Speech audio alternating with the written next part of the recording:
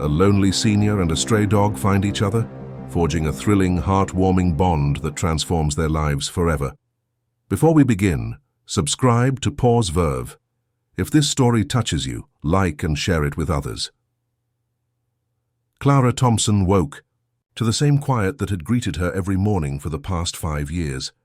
The soft creak of her bed frame echoed in the stillness of her small, tidy home on Maple Street, a sound as familiar as the ticking of the old mantel clock in the living room. At 78, Clara had grown accustomed to the rhythm of her days, each one blending into the next like the pages of a well-worn book. She slipped her feet into the worn slippers by her bedside, their faded pink fabric a reminder of better days, and shuffled to the kitchen. The kettle whistled, a sharp cry that pierced the silence. Clara poured boiling water over a tea bag, the steam curling upward like a fleeting ghost. She carried her cup to the kitchen table, where a single placemat sat, its edges frayed from years of solitary meals. Outside, the world was waking. Children laughed on their way to school, their voices muffled by the double-paned windows Clara's late husband, Henry, had installed a decade ago. She sipped her tea, the warmth spreading through her hands, but not quite reaching her heart. Clara's home was a museum of memories. The walls held framed photographs. Her and Henry on their wedding day, their trip to the Grand Canyon, Henry's proud grin when he caught his first fish. But the frames were dusty now, the glass dulled by time. She hadn't the heart to polish them, not since Henry's passing. The absence of his booming laugh, his gentle teasing, left a void that no amount of routine could fill. Clara's days were a careful dance around that emptiness, each step measured to avoid the ache. She dressed slowly, choosing a cardigan and slacks from a closet filled with clothes she no longer wore to church or book club. Those outings had dwindled after Henry's death, her social circle shrinking until it was just her and the occasional wave from a neighbor.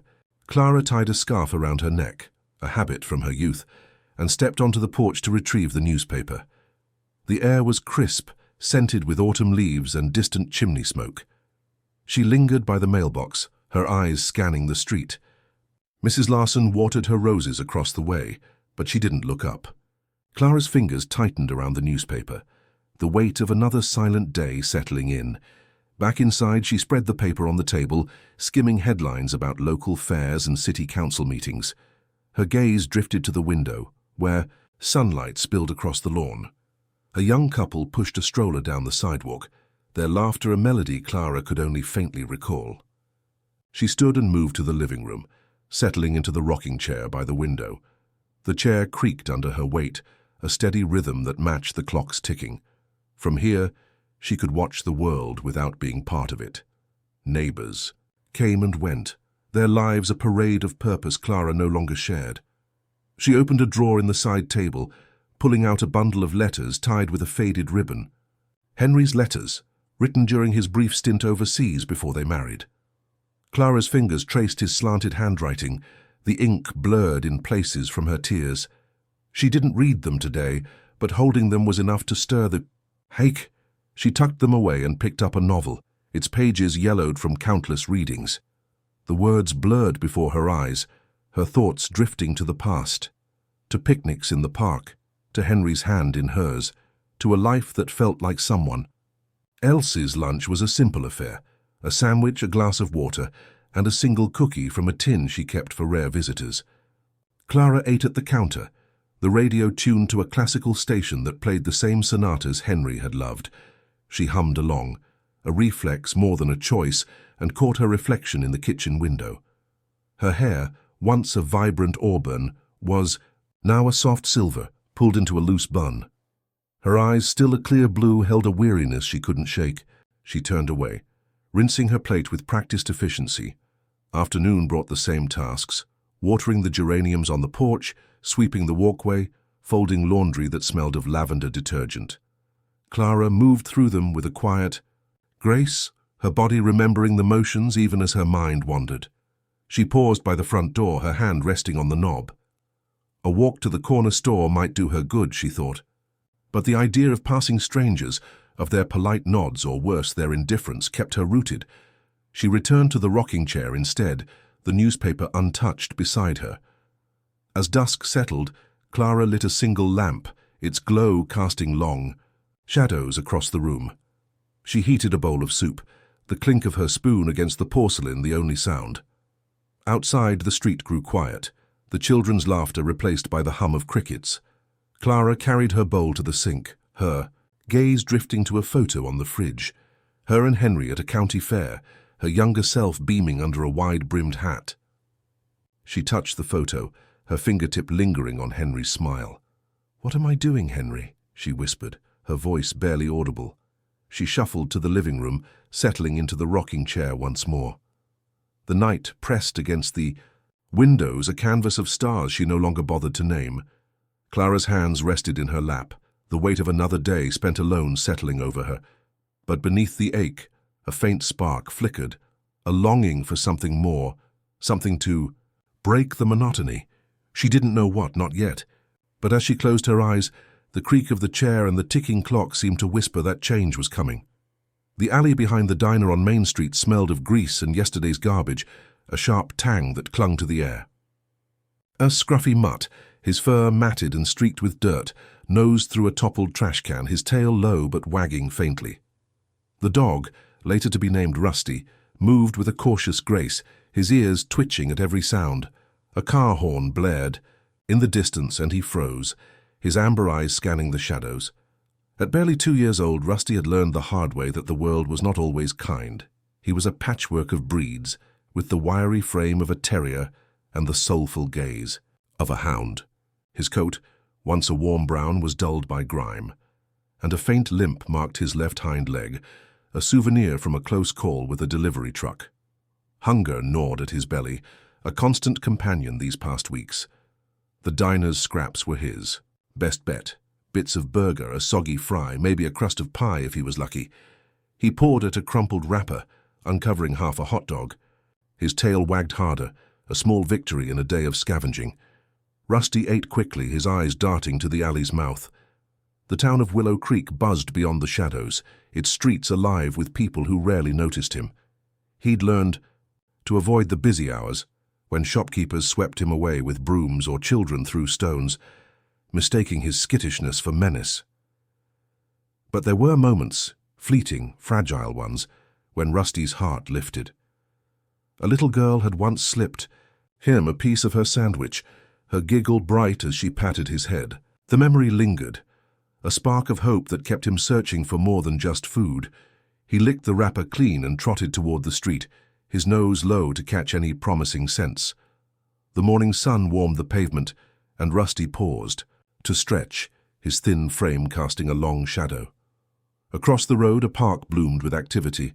Families picnicked under oak trees, their laughter mingling with the squeals of children chasing a ball. Rusty's ears perked, his gaze fixed on a boy tossing a stick. For a moment he imagined bounding after it, feeling the joy of play, of belonging. He took a tentative step forward, his tail wagging. "Hey, get out of here!" A man's voice shattered the daydream. A shopkeeper, apron stained with coffee, waved a rag at Rusty, who flinched and darted back to the alley. His heart thudded. The brief flicker of hope snuffed out.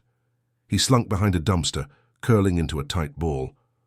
The world felt smaller, its edges sharper.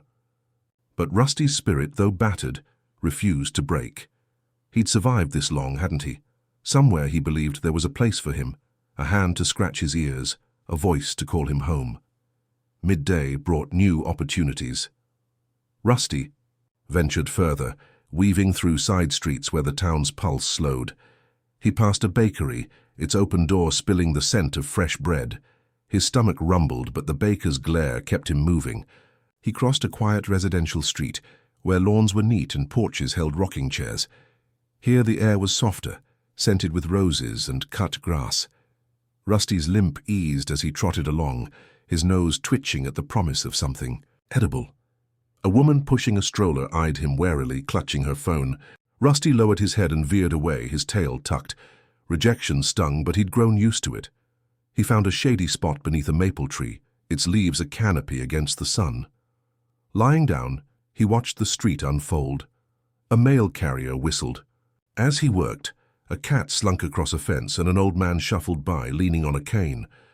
Rusty's eyes followed the man, drawn to his slow, deliberate steps. Something about him felt familiar, like the quiet of a place where Rusty might belong. Hunger pulled him back to his search. He wandered toward a row of houses, where garbage bins lined the curb. One had been knocked over, its contents spilling across the pavement. Rusty's tail wagged as he nosed through the mess, finding a chicken, bone and a chunk of stale bread. He settled in the grass to eat, his ears alert for trouble. The street was quiet, save for the hum of a lawnmower in the distance. Rusty chewed slowly, savoring the meal, his eyes drifting to a small house across the way. The house was modest, its paint peeling but its lawn tidy. Geraniums bloomed on the porch, their red petals bright against the faded wood. Rusty's gaze lingered on the front door, half expecting it to open. No one appeared, but the house felt alive in a way the alleys didn't. He finished his meal and stood, shaking dust from his fur.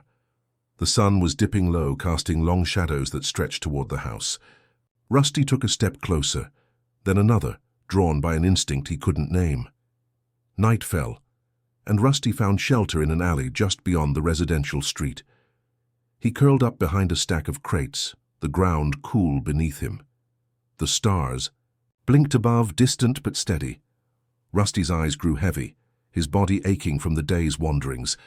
As he drifted toward sleep, he dreamed of the little girl's laugh, of a hand stroking his fur, of a place where he wasn't just a stray. The house with the geraniums flickered in his mind, its quiet promise pulling him closer to a future he couldn't yet see. Clara Thompson tugged her scarf tighter against the morning chill, her steps slow but steady as she walked toward the corner store. The air carried the crisp bite of autumn, and leaves crunched under her sensible shoes, each sound a small rebellion against the quiet of her days. At 78, Clara rarely ventured beyond her porch, but today her pantry was bare of tea, a necessity she couldn't ignore.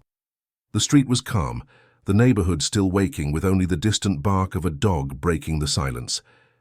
She clutched her purse, her eyes scanning the familiar houses, their curtains drawn like secrets. A block from home, Clara's gaze caught on something unusual. In the alley beside the bakery, a scruffy dog rummaged through a toppled trash can, its nose buried in a pile of wrappers. The dog was thin, its fur a tangled mess of brown and grey, but its movements were deliberate, almost hopeful. Clara paused, her breath catching. She'd seen strays before, Willow Creek had its share, but this one seemed different. Its amber eyes flicked up, meeting hers for a fleeting moment, and Clara felt a tug in her chest, like a memory stirring. She took a step closer, then stopped. "Poor thing," she murmured, her voice soft as if testing the air. The dog froze, ears twitching, its body tense as if ready to bolt. Clara's hand tightened on her purse strap. She wasn't one for strays. Henry had been allergic and they'd never had pets, but those eyes held her. They were wide, wary, yet brimming with a longing she recognized too well. Loneliness, she thought, wasn't just for people. Clara glanced around. The street was empty, no one to judge her hesitation. She reached into her purse, fingers brushing the wax paper wrapped around the sandwich she'd packed for her outing. A simple ham and cheese, her lunch for the store's small bench. The dog watched her, its tail giving a tentative wag. Clara's heart thudded, a mix of caution and something softer, something she hadn't felt in years. She unwrapped the sandwich, tearing off a corner with the crust and a bit of meat. "Here, now," she said, her voice barely above a whisper. She tossed the piece toward the dog, aiming for the pavement a few feet away. It landed with a soft thud, and the dog flinched, then crept forward, nose twitching. Clara held her breath, her hands clasped tightly. The dog sniffed the offering, then snapped it up, its tail wagging faster now, a rhythmic thump against the ground. For a moment the alley felt alive, the space between them shrinking. Clara's lips curved into a faint smile, the kind that felt foreign after so long. "Hungry, aren't you?" she said, tearing off another piece. This time she stepped closer, her movements slow, deliberate. The dog, Rusty, though she didn't know his name yet, watched her, his body still, but his eyes bright with curiosity. She tossed the second piece, and he caught it mid-air, a small leap that made Clara chuckle.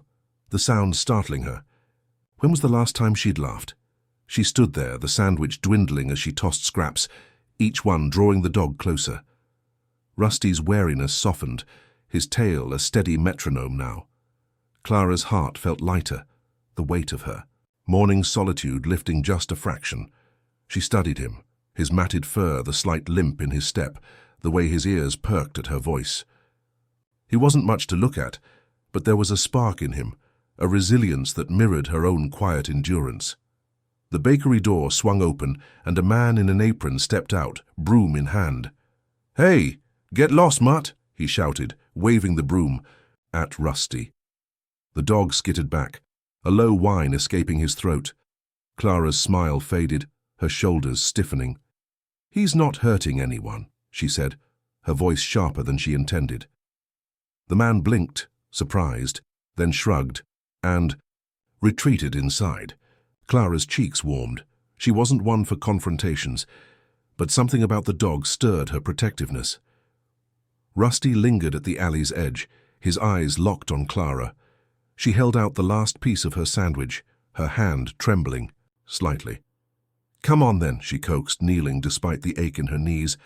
Rusty hesitated, then took a cautious step, then another, until he was close enough for Clara to see the flecks of gold in his eyes. He took the food gently, his nose brushing her fingers. The contact was brief, warm, and Clara's breath caught.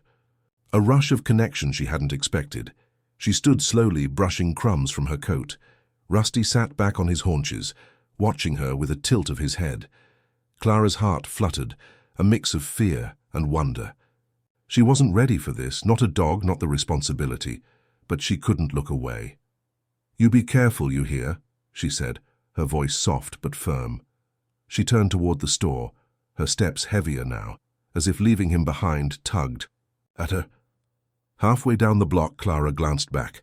Rusty was still there, his silhouette framed by the alley's shadows, his eyes following her. She raised a hand, a small wave, and his tail gave a single wag. The gesture felt foolish, but it warmed her, a tiny ember in the quiet of her day. She continued on, the store's bell jingling as she entered, but her thoughts stayed with the dog, his eyes a mirror of her own unspoken longing. As she paid for her tea, Clara's mind wandered. What was his story? Where did he sleep? The cashier's chatter faded into background noise, and Clara found herself picturing the dog trotting after her, his limp barely noticeable in her imagination. She stepped outside, scanning the alley, but he was gone. Disappointment settled over her, heavier than she expected, yet as she walked home the memory of his wagging tail lingered, a promise of something new.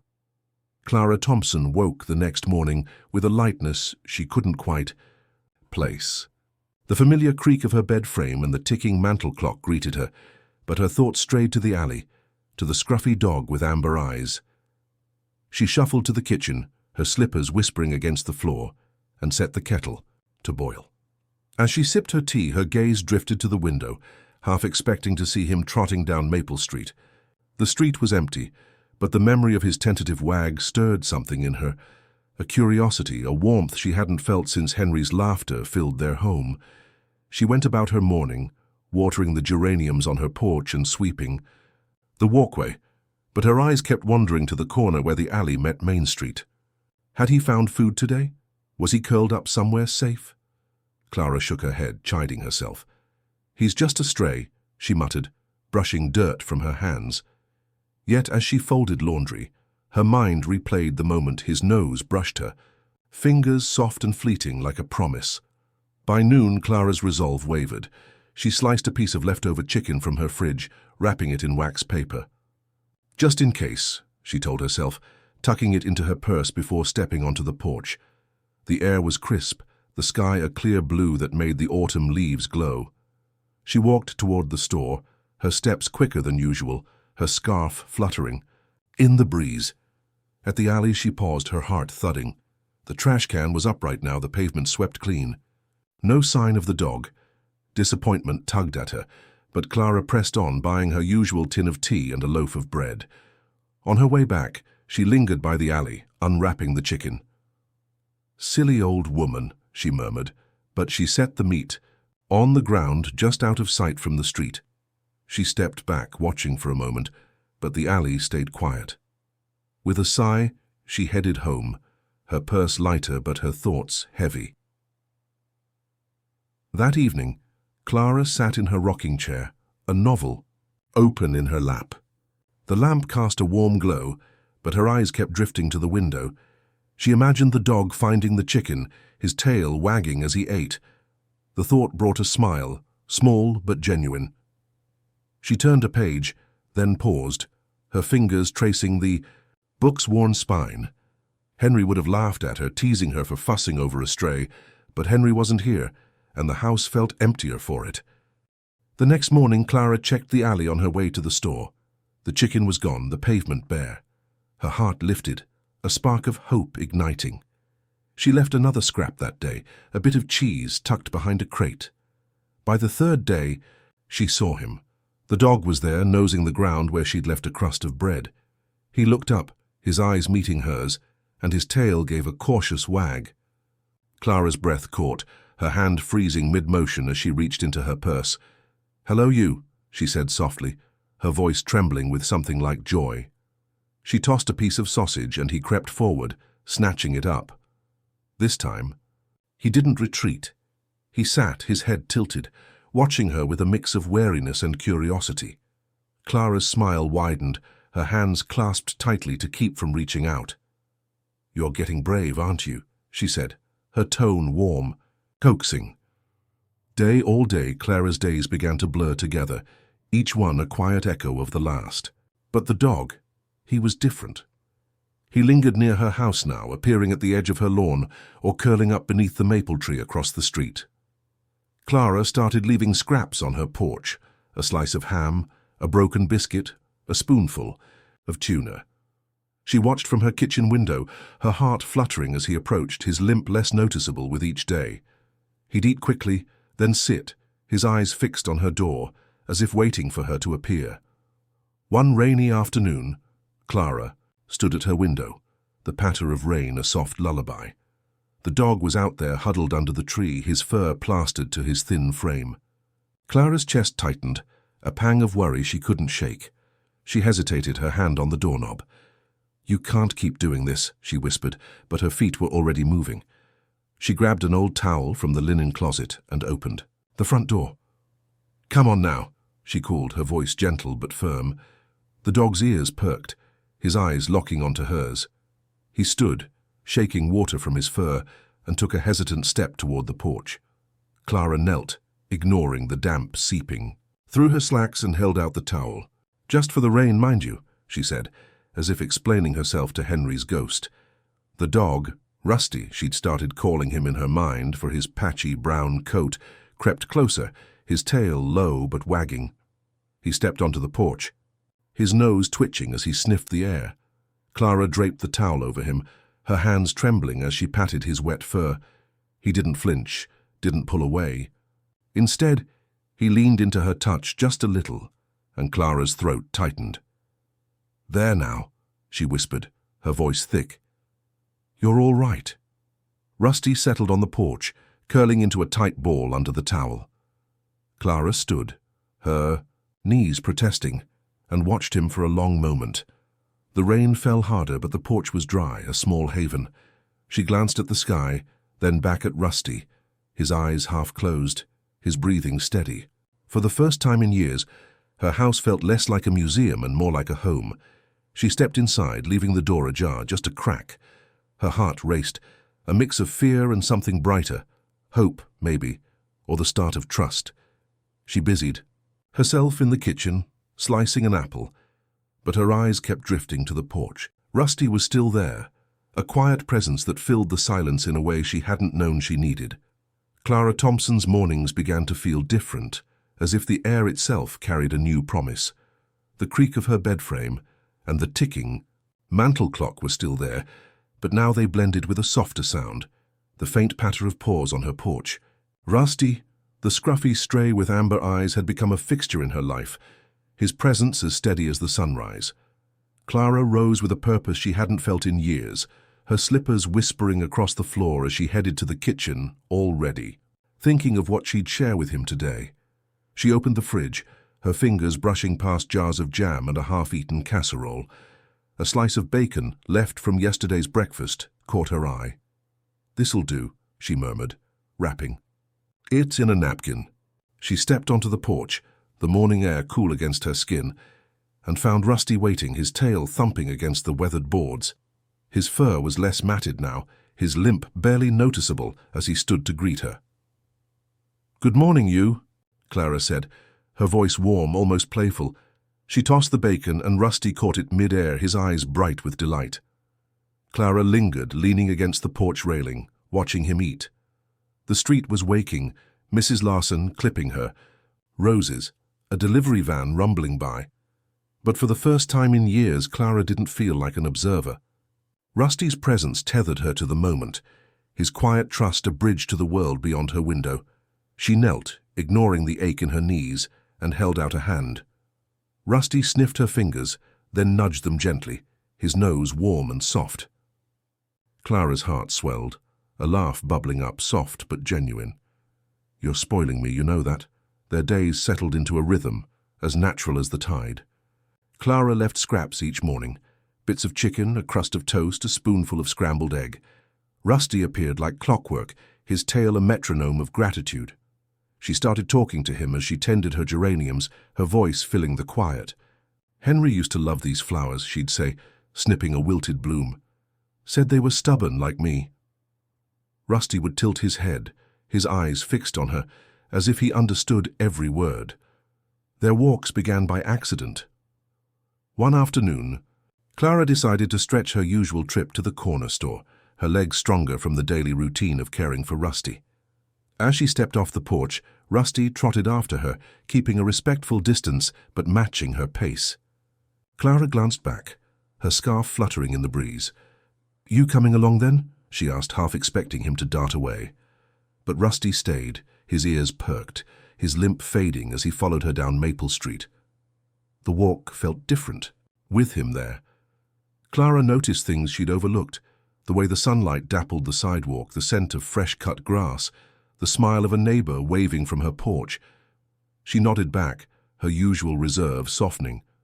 Rusty wagged his tail, drawing curious glances from passers-by. A young boy on a bike slowed to stare. "Is that your dog, ma'am?" he asked, his eyes wide. Clara hesitated, then smiled. "He's a friend," she said, the word feeling right. Rusty barked, a joyful sound, and the boy grinned before pedaling off. Not everyone was charmed. Mrs. Larson, the neighborhood's unofficial watchdog, caught Clara at the store one day. "That stray's been hanging around your place," she said, her lips pursed. "You know they carry fleas, Clara, and who knows what else." Clara's shoulders stiffened, her hand tightening on her purse. "He's no trouble," she said, her voice firm. "Just needs a bit of kindness." Mrs. Larson huffed but said no more, and Clara walked home with her head high, Rusty trotting beside her. The exchange left her rattled, but also proud. She hadn't defended anything so fiercely since Henry. Back home, Clara's evenings took on a new warmth. She'd sit on the porch with a cup of tea, Rusty curled up nearby, his breathing a soft counterpoint to the crickets. She read aloud from her novel, her voice carrying across the lawn. "Listen to this, Rusty," she'd say, chuckling at a witty line. He'd lift his head, his eyes half closed, as if savoring the sound. The porch felt alive, a sanctuary where loneliness couldn't reach. One evening, Clara rummaged through her sewing basket, pulling out a strip of blue fabric and some sturdy thread. She sat by the lamp, her fingers nimble despite their years, and stitched a makeshift collar. It was simple, a little uneven, but sturdy enough. The next morning, she knelt beside Rusty, her hands trembling as she fastened it around his neck. "There," she said, her voice thick, "now you look proper." Rusty shook his head, the collar jingling, and Clara laughed, the sound echoing in the quiet dawn. He nudged her hand, his nose warm against her palm, and she felt a tear slip down her cheek, not from sadness, but from something fuller, something. Whole the neighborhood began to notice the change. Mr. Jenkins, who delivered the mail, tipped his hat one day. "You're looking spry, Clara," he said, nodding at Rusty. "That pup's good for you." Clara blushed, her scarf hiding her smile. "He's a handful," she said, but her tone was fond. Rusty wagged his tail as if agreeing, and Mr. Jenkins chuckled. For the first time in years, Clara felt seen, not as the widow on Maple Street, but as herself. Clara, with a friend by her side. As she walked Rusty home, the sun dipping low, Clara's heart felt lighter than it had in years. Her house, once a museum of memories, was becoming a home again, filled with small living moments. Rusty trotted beside her, his collar a quiet jingle, and Clara knew deep down that this was only the beginning. Clara Thompson's kitchen smelled of cinnamon and sugar, a scent that hadn't filled her home in years. She stood at the counter, her apron dusted with flour, rolling out dough for oatmeal cookies, a recipe she'd once baked for Henry and their church potlucks. The oven hummed, its warmth seeping into the room, and Clara hummed along a soft tune from her youth. Rusty lay sprawled on the linoleum, his nose twitching at the promise of treats, his blue collar jingling as he shifted. Clara glanced at him, her lips curving into a smile. "Don't get any ideas, you," she said, but her voice was warm, teasing.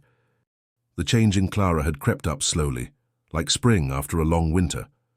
Rusty's presence had woven itself into her days, each wag of his tail and gentle nudge a stitch, mending the frayed edges of her heart. She woke each morning with a spark of anticipation, eager to see him waiting on the porch, his amber eyes bright with trust. The routine they'd built, feeding him, walking together, talking as she gardened, had become a lifeline, pulling her from the shadows of her solitude. Today, as the cookies baked, Clara opened the back door, letting the autumn breeze carry the sweet aroma outside. Rusty followed her to the porch, where she settled into a wicker chair with a glass of iced tea. He curled up at her feet, his fur softer now, thanks to a bath she'd coaxed him into with a hose and a lot of patience. Clara sipped her tea, watching the leaves fall, their golden hues a mirror of Rusty's eyes. "You've got me baking again," she told him, her voice soft. "Henry'd be shocked." Rusty tilted his head as if agreeing, and Clara chuckled, the sound bright in the quiet afternoon. The cookies were a small triumph, but they marked a shift. Clara found herself rediscovering old passions, pieces of herself she'd tucked away after Henry's death. She dusted off her gardening tools, planting new bulbs in the flower beds, Rusty digging beside her with playful enthusiasm. She pulled her old radio from a cupboard, tuning it to a station that played big band music, and swayed as she washed dishes, Rusty's tail thumping in time. Her home, once a silent museum, hummed with life. The clink of dishes, the creak of floorboards, the soft snores of a dog at rest. Evenings were Clara's favorite. She'd sit on the porch with Rusty, a quilt draped over her lap, reading aloud from her novel. The words felt richer now, shared with an audience, even one who dozed through the best parts. "You're no critic," she'd tease, scratching Rusty's ears. He'd sigh, leaning into her touch, his warmth a steady comfort. The porch became their sanctuary, a place where time slowed and the world felt kind. Clara began to notice the stars again, their faint glow a reminder of nights spent stargazing with Henry. She didn't cry as often now. Rusty's presence made the memories softer, less like wounds. The neighborhood saw the change too. Mrs. Larson, who'd once complained about Rusty, stopped by one afternoon with a jar of homemade jam. "You're looking well, Clara," she said, her tone softer than usual. Rusty wagged his tail, sniffing her shoes, and Mrs. Larson laughed, a rare sound. "He's not so bad," she admitted, and Clara beamed, pride swelling in her chest. She offered Mrs. Larson a cookie, and they chatted for a while, the first real conversation they'd had in years. As Mrs. Larson left, Clara realized she'd enjoyed it, the simple act of connecting. Rusty's influence spread beyond the porch. On their walks, Clara ventured further, exploring streets she'd avoided for years. They passed the park, where children played, and Rusty's playful barks drew smiles. A girl with pigtails ran up, asking to pet him. Clara nodded, watching as Rusty licked the girl's hand, his tail a blur. "He's so nice," the girl said, and Clara's heart lifted. "He's a good friend," she replied, the words carrying more weight than the girl could know. The walk home felt lighter, the world brighter, as if Rusty's joy was contagious. Back home, Clara began small projects, a new coat of paint for the porch railing, a bird feeder hung in the yard. Rusty supervised, his head tilted as she worked. His occasional bark a cheer of encouragement. She found herself talking to Henry, less in whispers of grief and more in fond recollection, as if Rusty had given her permission to live again. One evening, she pulled out a photo album, its pages stiff from neglect. She showed Rusty pictures of her and Henry, laughing as she pointed out their old dog, a spaniel named Daisy. "You'd have liked her," she told Rusty, who yawned dramatically, making her laugh. The cookies cooled on a rack, and Clara slipped, one to Rusty, breaking it in half. He took it gently, his eyes shining with gratitude. She ate her half, the sweetness a reminder of days when her kitchen was full of laughter. "We're doing all right, aren't we?" she said, her voice thick with emotion. Rusty nudged her hand, his nose warm against her palm, and Clara felt. A tear slipped down her cheek, not from sorrow but from the fullness of this moment, this life she was rebuilding. As dusk settled, Clara sat on the porch, Rusty at her side, the quilt pulled tight against the evening chill. The street was quiet, the stars just beginning to peek through. She read a page aloud, her voice steady, and Rusty listened, his breathing a soft rhythm. Clara closed the book, her hand resting on his head. For the first time in years, she didn't dread the silence of her days. Rusty had become her reason to rise, to bake, to laugh, a reason to live. Clara Thompson's days had taken on a golden hue, each one warmed by Rusty's presence. The scruffy dog with the blue collar was no longer just a visitor on her porch. He was her companion, her shadow, trotting beside her on walks and curling up at her feet as she read. The kitchen smelled of fresh bread. The porch glowed with new paint, and Clara's laughter, once a rare sound, echoed through her home on Maple Street. But life, she knew, had a way of testing even the sweetest moments, and trouble arrived on a crisp October morning. Clara was in the garden, kneeling to plant tulip bulbs, when she heard the commotion. Rusty, who'd been nosing through the grass, suddenly bolted toward the street, his bark sharp and urgent.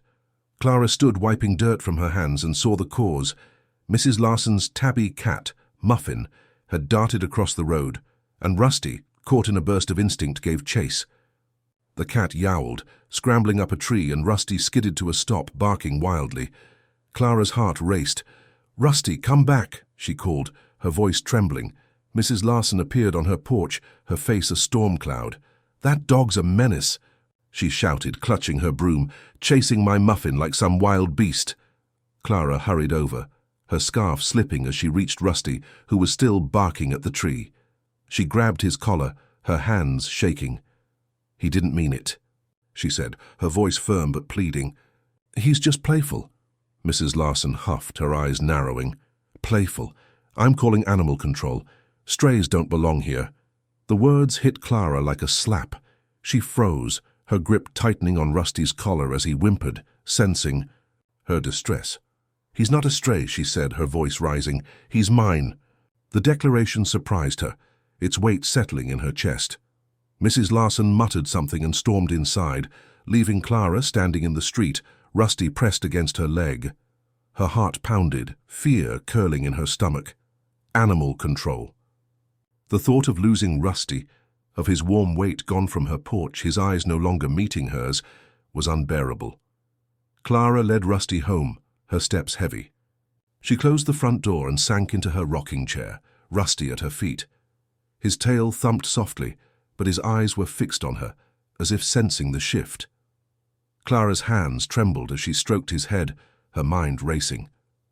She'd lost Henry, lost the life they'd built, and the ache of that loss had nearly broken her. Could she risk loving someone again, knowing it could be taken away? Rusty nudged her hand, his nose warm, and Clara's throat tightened. "You're trouble, you know that," she whispered, but her voice cracked with affection. The phone rang that afternoon, a sharp trill that made Clara jump. It was a man from Animal Control, his voice clipped but polite. "We've had a complaint about a loose dog on Maple Street," he said. "Brown, limping, no tags."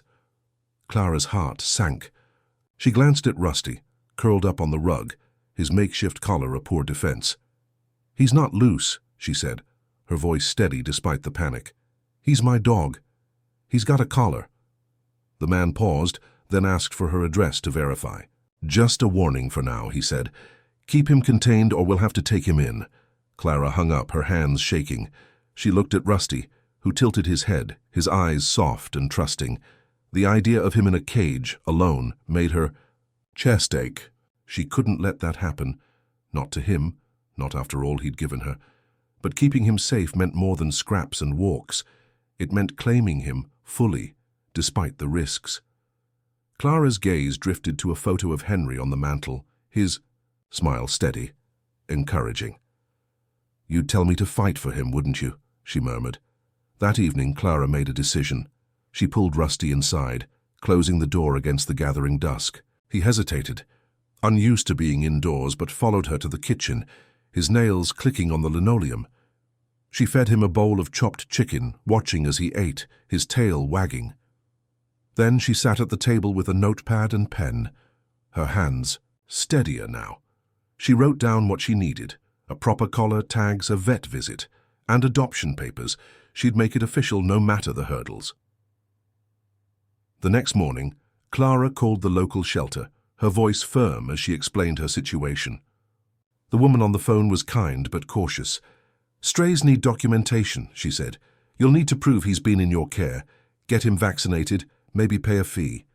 Clara nodded, scribbling notes, her heart racing with purpose. She glanced at Rusty, who was chewing a rawhide bone she'd bought on impulse. "He's worth it," she said, more to herself than the woman. Clara spent the day preparing. She bought a leash at the store, ignoring Mrs. Larson's pointed stare from across the street. She cleaned a corner of the living room, setting up a blanket for Rusty's bed. When animal control arrived that afternoon, a young officer with a clipboard, Clara was ready. She showed him Rusty's collar, the food bowls, the leash. "He's mine," she said, her voice unwavering. The officer nodded, jotting notes.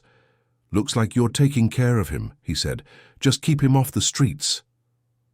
Clara exhaled, relief flooding her. That night, Clara sat with Rusty on the porch, the quilt over her lap, the stars bright above. She scratched his ears, her fingers tracing the worn fabric of his collar. "We're in this together now," she told him, her voice thick. Rusty leaned into her, his warmth a steady anchor. Clara's fear lingered, the fear of loss, of loving, too deeply, but it was quieter now, overshadowed by the strength she felt with him by her side. She'd fight for him, for them, no matter what came next. Clara Thompson woke to the soft jingle of Rusty's collar, a sound that had become as familiar as the ticking of her mantel clock. The scruffy dog stretched at the foot of her bed, his amber eyes catching the morning light filtering through the curtains. Clara smiled, her fingers brushing the quilt as she sat up, her movements lighter than they'd been in years. The scare with animal control had shaken her, but it had also cemented her resolve. Rusty was hers and she was his, a partnership that had begun to reshape her world. She shuffled to the kitchen, Rusty trotting behind, his tail wagging like a metronome. Clara sliced an apple for breakfast, slipping a piece to Rusty, who crunched it happily. "You're getting spoiled," she teased, but her heart swelled at his eager nudge. She'd taken him to the vet the previous day. A nerve-wracking trip that ended with a clean bill of health, a proper collar with tags, and a stack of adoption papers she was still navigating. The effort had exhausted her, but it had also sparked something new, a sense of purpose that carried her forward. Clara's days began to stretch beyond the confines of her porch. She and Rusty walked further now, their morning route winding past the park and along the creek that bordered Willow Creek. Her legs, once stiff from years of sitting, grew stronger, her gait steadier. She wore her scarf less as a shield and more as a flourish, its bright pattern catching the autumn sun. Rusty bounded ahead, his limp nearly gone, his fur gleaming from regular baths. Neighbors noticed, waving as they passed. "You two are quite the pair," Mr. Jenkins called from his mail truck, and Clara laughed, her cheeks warm with pride. The walks weren't just exercise, they were a rediscovery. Clara paused to admire the crimson leaves piling along the sidewalk, their crunch underfoot a reminder of childhood autumns. She stopped to chat with a young mother pushing a stroller, Rusty wagging at the baby's giggle. "He's a sweetheart," the woman said, and Clara nodded, her usual reserve melting. "He's teaching me a thing or two," she replied, surprising herself with the ease of the words. Rusty's joy was infectious, pulling her into conversations she'd once avoided. Back home, Clara's energy spilled into new projects. She joined the local gardening club, a step she'd hesitated over for years. At the first meeting, held in the community center's sunny atrium, she brought Rusty, who lay quietly under her chair, earning smiles from the group. Clara shared tips on pruning roses, her voice steady as she spoke of Henry's love for their garden. The other members listened, their nods encouraging, and Clara felt a flicker of belonging. She left with a packet of daffodil bulbs and an invitation to the next meeting, Rusty trotting proudly beside her. Her home reflected the change. The kitchen was alive with baking, scones one day, a lemon cake the next, its scents mingling with the lavender detergent she used for Rusty's blankets. Clara hung new curtains, their soft blue brightening the living room, and polished the photo frames on the mantel, Henry's smile gleaming once more. She played the radio louder, dancing, a clumsy step as she dusted, Rusty barking as if cheering her on. The house felt full not just of things, but of life. Rusty, too, had transformed. His coat was thick and glossy, his eyes bright with confidence. He greeted neighbors with a wagging tail, no longer the wary stray who flinched at raised voices. At the park he played with children, chasing a ball Clara had bought, his joyful barks echoing across the grass. Clara watched, her heart full, as a boy tossed the ball and Rusty leaped, landing with a triumphant wag. "Your dog's the best," the boy called, and Clara's smile widened. "He's something special," she agreed, her voice thick with pride. One afternoon, Clara sat at her kitchen table, the adoption papers spread before her. She'd filled out most of the forms, her handwriting careful but firm. The process was daunting: proof of residency, vet records, a home visit from the shelter, but Clara felt ready. She glanced at Rusty, chewing a bone by the door, and thought of the alley where they'd met, of his hungry eyes and tentative trust. "We've come a long way, haven't we?" she said, and he looked up, his tail thumping. That evening, Clara framed a photo she'd taken with Rusty at the park, her arm around his neck, both of them squinting into the sun. She placed it on the mantel beside Henry's picture, her fingers lingering on the glass. "You'd like him," she whispered, her voice steady. The act felt like a bridge between her past and her present, between grief and joy. Rusty nudged her leg, as if sensing the moment, and Clara scratched his ears, her heart lighter than it had been in years. As dusk fell, Clara and Rusty sat on the porch, the quilt draped over her lap. She read aloud, her voice carrying across the quiet street, and Rusty listened, his head resting on her foot. The stars emerged, their glow soft but steady, and Clara felt a deep contentment. She was no longer the widow watching life from her window. She was Clara, alive and engaged with Rusty by her side. The gardening club, the walks, the laughter. They were gifts, ones she hadn't expected, but now cherished. Clara closed her book, her hand resting on Rusty's head. "You've changed everything," she told him, her voice soft but sure. He sighed, his warmth a steady anchor, and Clara knew without a doubt that this was home, not just the house, but the life they were building together. Clara Thompson's porch was no longer just a quiet haven. It had become a gathering place, a beacon of warmth on Maple Street. The autumn air carried the scent of her freshly baked apple pie, cooling on a rack by the open window, and Rusty's jingle of tags announced his presence as he sprawled across the porch steps. Clara, now 78, but with a spring in her, sipped her tea, her scarf a bright splash of color against her cardigan. The neighborhood had noticed the change in her, and in Rusty, and slowly, they were drawn into the orbit of this unlikely pair. It started small. Mr. Jenkins, the mail carrier, began lingering at Clara's mailbox, offering treats for Rusty from a stash in his bag. "He's got the whole street charmed," he said one morning, tossing a biscuit that Rusty caught mid-air. Clara laughed, her cheeks flushed with pride. "He's a rascal," she said, but her eyes shone as Rusty wagged his tail, his glossy coat catching the sunlight. The exchange became a ritual, a moment of connection that set the tone for Clara's days. The gardening club was another bridge. At their second meeting, Clara brought a tray of her scones, their golden edges a hit with the group. Rusty, leashed but content, lay under the table, earning pats from members who'd heard his story. "You've got a knack for bringing things to life, Mrs. Ellis," the club president told Clara, nodding at both the scones and Rusty. Clara blushed, unused to praise, but she felt a warmth spread through her. She shared a story about Henry's roses, her voice steady, and the group listened, their smiles encouraging. For the first time in years, Clara felt part of something bigger than her own small world. Word of Clara and Rusty spread. Children on. Their way to school detoured past her house, giggling as they tossed a ball for Rusty to chase across the lawn. One girl, Lily, left a crayon drawing taped to Clara's mailbox, a stick figure Clara with a smiling dog, hearts scribbled around them. Clara pinned it to her fridge, her throat tight with emotion.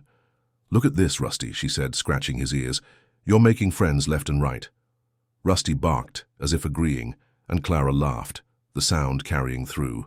The open window. The turning point came when Clara decided to host a small gathering. The idea had sparked at the gardening club, where Mrs. Ellis suggested a fall potluck.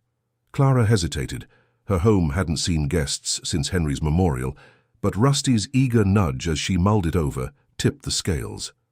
She invited the club, Mr. Jenkins, and a few neighbors, including Mrs. Larson, who'd softened since their spat. Clara spent days preparing, baking pies and cleaning the porch, Rusty supervising with playful barks. She hung fairy lights, their soft glow transforming the space, and set out chairs, her heart fluttering with nerves. The evening of the potluck, Clara stood in her kitchen, smoothing her apron. Rusty wore a new bandana, blue to match his collar, and sat by the door, his tail thumping. "You behave now," Clara told him, but her smile betrayed her excitement. Guests arrived, their arms full of casseroles and laughter. Mrs. Ellis brought a salad, Mr. Jenkins a jug of cider, and Mrs. Larson, to Clara's surprise, a plate of brownies. "For the dog," she said gruffly, but her eyes twinkled as Rusty sniffed the treats. The porch buzzed with conversation, the fairy lights casting a warm glow. Rusty was the star, weaving through legs to accept pats and the occasional sneaky treat. He lay beside Clara's chair, his behavior impeccable, as if he knew the night was special. Clara shared stories of her garden, her voice stronger now, and listened as others spoke of their lives, children, travels, dreams. She felt a pang for the years she'd spent alone, but it was softened by the present, by the laughter filling her home. Lily, the girl who'd drawn the picture, sat cross-legged on the porch, tossing a toy for Rusty. "He's like a hero," she said, her eyes wide. Clara tilted her head, curious. "A hero?" Lily nodded. "He made you smile again. My mom said you were sad before." Clara's breath caught, her hand resting on Rusty's head. She glanced at Lily's mother, who gave a sheepish smile, and Clara felt a rush of gratitude. "He's a good friend," she said, her voice thick, and Lily beamed, hugging Rusty's neck. As the night wound down, Clara stood at the porch railing, watching her guests depart. Mrs. Larson lingered, her usual sternness gone. "You've got a gift, Clara," she said, nodding at the empty plates and Rusty asleep by the door. "This was nice." Clara smiled, her heart full. "Thank you for coming," she said, meaning it. Mrs. Larson nodded, then slipped a dog biscuit into Clara's hand. "For your hero," she said, and walked away, leaving Clara stunned and smiling. Alone again, Clara cleared the dishes, Rusty trailing her to the kitchen. She hummed as she worked, the melody of an old love song Henry used to sing. The house felt alive, its walls holding the echo of laughter, the promise of more to come. She sat at the table, the fairy light still glowing outside, and looked at Rusty, curled up on his blanket. "You've opened my heart, you know," she told him, her voice soft. He lifted his head, his eyes meeting hers, and Clara felt a tear slip down her cheek, not from sorrow, but from the joy of connection. She thought of the years she'd spent watching life from her window and how Rusty had changed that. He'd brought her back to her community, to herself. The potluck wasn't just a night, it was a beginning, a ripple of belonging that would grow. Clara scratched Rusty's ears, her heart steady. "We're doing all right, aren't we?" she said, and his tail thumped, a quiet agreement in the stillness of their home. Clara Thompson's days were woven with joy, each one brightened by Rusty's jingle of tags and eager tail wags. Her home on Maple Street hummed with life, baking, gardening, the laughter of neighbors who'd become friends. At 78, Clara felt more alive than she had in years, her scarf a splash of color as she and Rusty walked the streets of Willow Creek. But life, she knew, could shift in an instant, and on a chilly November morning that truth hit hard. The trouble began subtly. Clara noticed Rusty was quieter during their walk, his usual bounce replaced by a sluggish gait. He lagged behind, his nose low, and when she tossed his ball in the park, he only sniffed it before lying down. Clara knelt beside him, her heart tightening. "What's wrong, boy?" she asked, stroking his fur. His amber eyes met hers, duller than usual, and a faint whimper escaped his throat. Clara's stomach knotted, the memory of animal control's warning flashing through her mind. But this was different, something deeper. Back home, Clara set out Rusty's water bowl, hoping he'd perk up. He lapped at it weakly, then vomited on the kitchen floor, his body trembling. Clara's breath caught, panic rising like a tide. She grabbed a towel, cleaning the mess with shaking hands, her eyes never leaving Rusty. He curled up on his blanket, his breathing shallow, and Clara felt a fear she hadn't known since Henry's final days. "You're going to be fine," she whispered, more to herself than to him, but her voice trembled. She called the vet, her fingers fumbling with the phone. The receptionist's calm voice steadied her, scheduling an immediate appointment. Clara bundled Rusty into her old station wagon, a blanket tucked around him, his head resting on her lap as she drove. The streets of Willow Creek blurred past, the familiar houses and trees a distant backdrop to her worry. She stroked Rusty's ears, her heart pounding. "You hold on, you hear me?" she said, her voice thick. He sighed, his warmth a faint comfort against the cold fear in her chest. At the vet's office, Clara sat rigid in the waiting room, her scarf twisted in her hands. The antiseptic smell and the whine of another dog heightened her anxiety. When the vet, Dr. Patel, called them in, Clara carried Rusty, his weight heavier than she expected. Dr. Patel's gentle questions about Rusty's diet, his behavior, any unusual incidents, prompted Clara to recall the park. "He was sniffing near the creek," she said, her voice tight. "Could he have eaten something bad?" Dr. Patel nodded, her expression serious. "Possibly a toxin. We'll run tests." The wait was agonizing. Clara sat in the exam room, Rusty lying on the table, an IV drip in his leg. She held his paw, her thumb tracing its rough pads, and whispered to him, stories of their walks, promises of more cookies, anything to keep him with her. "You changed my life, Rusty," she said, tears slipping down her cheeks. "You don't get to leave me now." His tail gave a weak thump, and Clara clung to it, a lifeline in the sterile room. Dr. Patel returned with news. Rusty had likely ingested something toxic, possibly antifreeze from a puddle. "It's serious," she said, her voice kind but direct. "But we caught it early. We're flushing his system and monitoring him overnight." Clara's heart sank at the word overnight. She'd never spent a night without Rusty since he'd become hers. "Can I stay?" she asked, her voice small. Dr. Patel shook her head. "We'll take good care of him. Go home, rest, call in the morning." Clara drove home in a daze, the empty passenger seat a gaping wound. Her house felt hollow without Rusty's jingle, his blanket untouched in the corner. She sank into her rocking chair, the quilt over her lap, and stared at the photo of them on the mantel. The fear of losing him stirred memories of Henry's hospital bed, the helplessness she'd vowed never to feel again. But Rusty wasn't Henry, and Clara wasn't the same woman she'd been. She'd fought for Rusty before, and she would now. She barely slept, her thoughts a whirlwind of worry and resolve. At dawn, she called the vet, her heart in her throat. Dr. Patel's voice was lighter. "He's stable," she said, responding. "Well, you can visit soon." Clara exhaled, tears of relief mixing with exhaustion. She spent the morning baking, a distraction that filled the house with the scent of cinnamon bread. When she arrived at the vet's, Rusty was sitting up, his eyes brighter, his tail wagging weakly. Clara knelt, burying her face in his fur. "You scared me," she whispered, and he licked her cheek, a promise he was still here. Dr. Patel prescribed rest and a careful diet, warning Clara to watch for relapses. Back home, Clara set up a cozy corner for Rusty, piling blankets near the hearth. She sat beside him, reading aloud, her voice steady now. The scare had clarified something.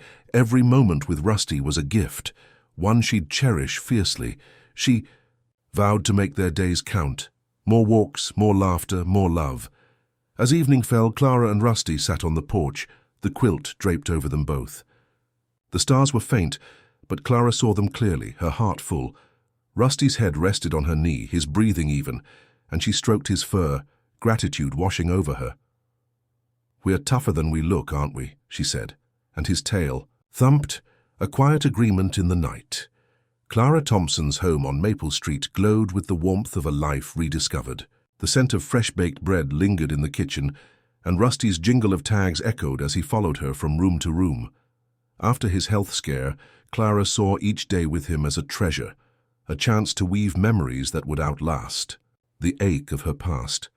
At 78, she moved with a quiet strength, her scarf a bright flourish as she planned a special outing, one that would mark a turning point for them both. The idea had come to her in the quiet hours after Rusty's recovery. She'd sat by his blanket, watching his steady breathing, and thought of Henry, his love for the outdoors, the way he'd always dreamed of scattering his ashes by a lake. Clara had kept the small urn on the mantel, unable to part with it. But Rusty's brush with loss had shifted something. She was ready to let go, not of Henry, but of the weight of her grief. And she wanted Rusty by her side when she did. She chose Willow Lake, a serene spot an hour's drive from Willow Creek, where she and Henry had picnicked in their younger days. Clara packed a basket with sandwiches, apples, and a few of Rusty's favorite biscuits, her hands steady despite the flutter in her chest. She tucked Henry's urn into a velvet bag, placing it carefully beside the basket. Rusty, sensing the occasion, sat by the door, his blue bandana crisp, his eyes bright with anticipation. "We're going on an adventure," Clara told him. Scratching his ears and his tail thumped, a joyful agreement. The drive was peaceful, the November air crisp through the open window. Rusty sat in the passenger seat, his nose twitching at the scent of pine and earth. Clara hummed an old tune, her fingers tapping the steering wheel, and glanced at Rusty, whose head tilted as if listening. "You'd have liked Henry," she said, her voice soft. "He'd have snuck you half his sandwich." The thought brought a smile, not the pang it once would have, and Clara felt lighter, as if the lake was already working its magic. Willow Lake sparkled under the midday sun, its surface a mirror of sky and surrounding trees, their leaves a tapestry of red and gold. Clara parked near a grassy clearing, spreading a quilt under a willow tree whose branches dipped toward the water. Rusty bounded out, his limp gone, his bark echoing as he chased a butterfly. Clara laughed, setting out their picnic, the urn resting beside her. The scene felt right, peaceful, alive, a blend of past and present. They ate together, Clara tearing bits of her sandwich for Rusty, who gobbled them with a wagging tail. She leaned back, the quilt soft beneath her, and watched him explore the shore, his paws splashing in the shallows. He returned with a stick, dropping it at her feet, his eyes pleading for a game. Clara tossed it, her arm stronger now from months of walks, and Rusty leaped, landing with a triumphant splash. "You're showing off," she called, her laughter mingling with the lake's gentle lapping. As the sun climbed, Clara took the urn from its bag, her fingers tracing its smooth surface. Rusty sat beside her, his warmth a steady anchor. She stood, walking to the water's edge, the urn cradled in her hands. "This is for you, Henry," she said, her voice clear, carrying over the lake. "You always loved it here." She opened the urn, scattering the ashes in a slow, deliberate arc. They caught the breeze shimmering briefly before settling into the water, a quiet farewell.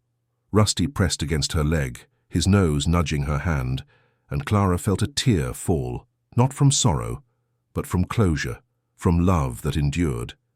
She sat back on the quilt, Rusty curling up beside her, his head on her lap.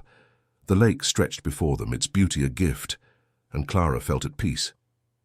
She pulled a small journal from her basket, one she'd started after Rusty's illness, and began to write.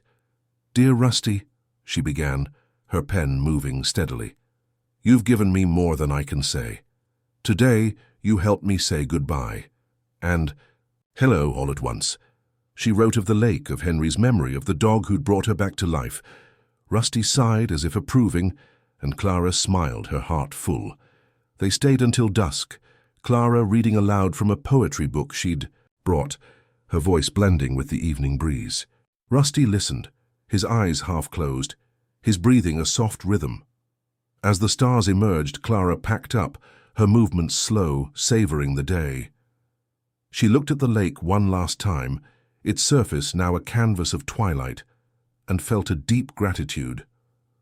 Rusty had given her this moment, closure with her past, hope for her future.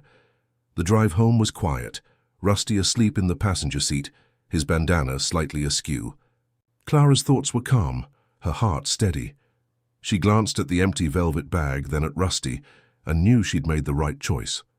Her home, when they arrived, felt different. Still hers and Henry's, but also hers and Rusty's. A place of new beginnings. She tucked the journal beside her bed, its pages a testament to their bond, and fell asleep with Rusty's warmth at her feet, dreaming of lakes and laughter. Clara Thompson's home on Maple Street was a beacon of warmth, its porch adorned with fairy lights and blooming geraniums that nodded in the winter sun. Rusty, now a glossy, confident dog with a jaunty blue bandana, bounded across the lawn, his tags jingling as he chased a butterfly. Clara, at 78, moved with a vitality that belied her years, her scarf a bright flourish as she knelt to plant new bulbs, her laughter mingling with Rusty's playful barks. The house, once a quiet museum of memories, was alive with the scent of fresh bread, the hum of big band music, and the steady rhythm of a life renewed. Their bond, forged in an alley and tempered by trials, had transformed Clara's world, and now she was ready to give back. The trip to Willow Lake had marked a turning point, a moment of closure that freed Clara to embrace her future. Rusty's presence had rekindled her purpose, and she found herself drawn to the local animal shelter, a squat building on the edge of Willow Creek, where strays like Rusty waited for homes. Inspired by their story, Clara began volunteering, her heart set on helping others find the kind of connection she'd discovered. She started with a few hours a week, sorting donations and cleaning kennels, Rusty by her side, his gentle demeanor a comfort to the nervous dogs. The shelter was a whirlwind of barks and wagging tails, its staff a tight-knit group who welcomed Clara's warmth and Rusty's charm. She learned to bottle-feed kittens, walk skittish pups, and talk to potential adopters, sharing Rusty's journey with a quiet pride. "He found me when I needed him most," she'd say, her eyes twinkling as Rusty nuzzled her hand. Families listened, moved by her story, and more than one left with a new companion, inspired by the bond they saw. Clara felt a deep satisfaction, knowing she was paying forward the gift Rusty had given her. Her days took on a new rhythm. Mornings were for gardening or baking, Rusty supervising with a wagging tail. Afternoons often found her at the shelter, where she'd grown fond of a shy beagle named Daisy, whose soulful eyes reminded her of Rusty's. Clara spent extra time with Daisy, coaxing her from her shell with treats and soft words, hoping to find her a home. Evenings were for the porch, where Clara and Rusty sat under the quilt, her reading aloud now joined by the occasional neighbor dropping by, drawn by the fairy lights and the promise of Clara's cookies. The community had fully embraced them. Children left drawings for Rusty, taped to the mailbox, and Mr. Jenkins brought bones from the butcher, calling Rusty the mayor of Maple Street. Even Mrs. Larson, once a critic, stopped by with homemade dog treats, her stern facade softened by Rusty's charm. Clara hosted another potluck, the porch alive with laughter, Rusty weaving through the crowd, his bandana crisp. Lily, the girl who'd drawn Rusty's picture, declared him the best dog ever, and Clara's heart swelled, her home a hub of connection she'd never imagined.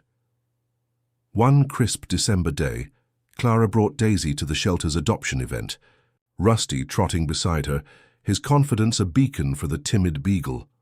A young couple, newlyweds with a small apartment, met Daisy, their faces lighting up as she licked their hands. Clara watched, her throat tight as they signed the papers, promising Daisy a life of love.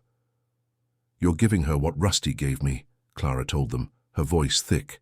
They hugged her, and Rusty barked, as if sealing the deal. Driving home, Clara scratched his ears, her heart full. "So you're changing lives, you know," she said, and his tail thumped, a quiet vow to keep going. Clara's journal, now a cherished ritual, filled with entries about Rusty, the shelter, and the life they'd built. "You're my greatest gift," she wrote one night, the words steady as Rusty slept by the hearth.